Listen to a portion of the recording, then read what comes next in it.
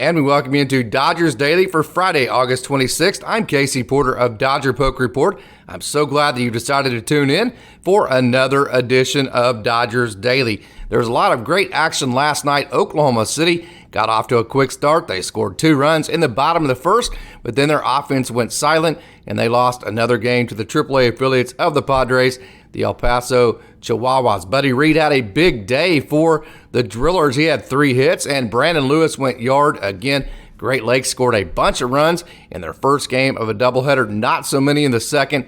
They split that doubleheader, and then Bubba Alain had a huge game for the Quakes. So there's a lot of great action. Let's not waste any more time. Let's take a trip down on the farm. OKC busted out to 2 quick runs in the bottom of the first inning, but only scored 1 more run the rest of the way and lost to the El Paso Chihuahuas 6-2 at Bricktown Ballpark in front of 4,334 fans.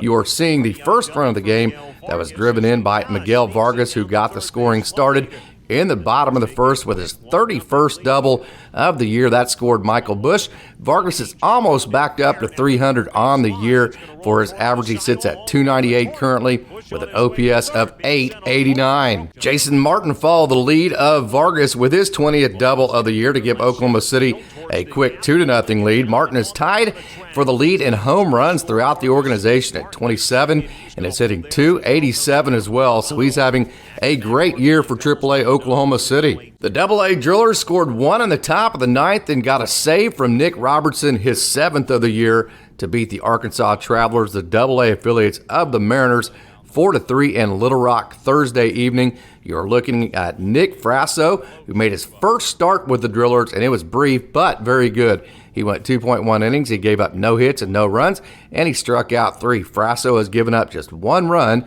in his 3 starts since being traded to the Dodgers, and has racked up 9 strikeouts in his 5.2 innings of action in the organization. So a big splash for Nick Frasso as he's already moved his way up to AA. Buddy Reed stole the show last night, maybe for the entire organization, as he had a huge night for the Drillers, collecting 3 hits, getting on base 4 times, and scoring 2 runs. With the big game last night, Buddy Reed has raised his average up to .326 on the year since he's been moved up to AA Tulsa, and he has an OPS of .923. So all of his hard work back in the back cages after he got released by the A's at the complex for the Dodgers certainly is paying off for the very talented outfielder Buddy Reed.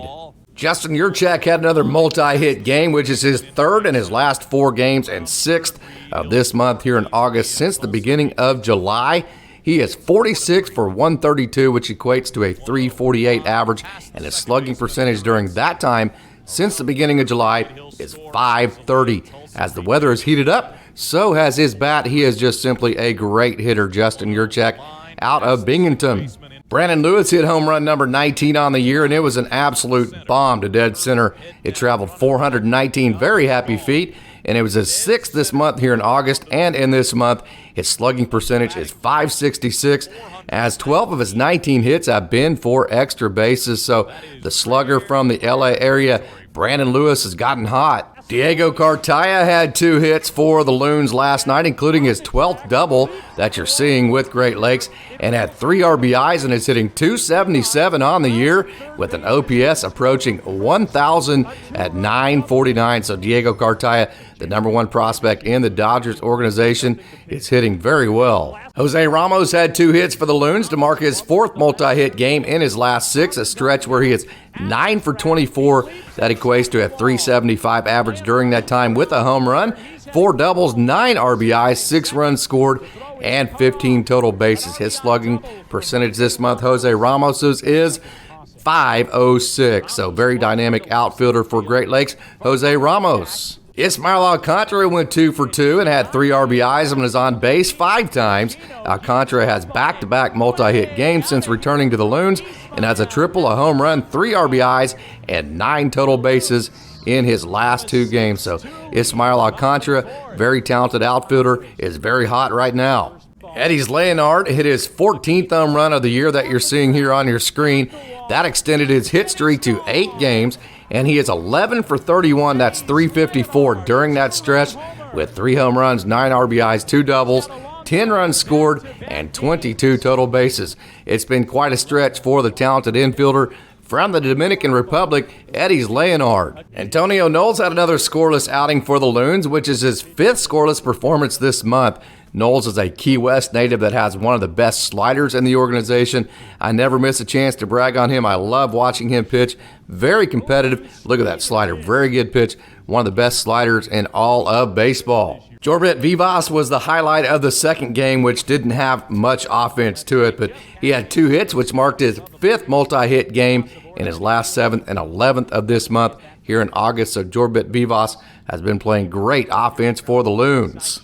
6'6" Kendall Williams out of the IMG Academy gave Great Lakes a quality start, going 5 innings. That's Max Hewitt on a huge play right there for the Loons. He struck out 5. He gave up just 1 run, and Williams is one of the few pitchers in the system that features a split finger pitch that has a lot of tumble to it, especially when you're 6'6". So Kendall Williams with a big future. Joan Valdez threw a scoreless 2 innings for Great Lakes in his 2nd performance since being promoted. Valdez is big at 6'4", and he has the big fastball and sharp breaking ball paired with the changeup. I am very high on this young man. Bubba Alain led the way for the Quakes with 2 hits and 4 RBIs. He was drafted this year here in 2022 out of the University of Maryland and has multi-hit games in 3 of his last 4, a stretch where he is 7 for 21 with a home run, 3 doubles, 5 RBIs, and 13 total bases. Alleyne is one of the most exciting young prospects in the Dodgers system, I assure you of that.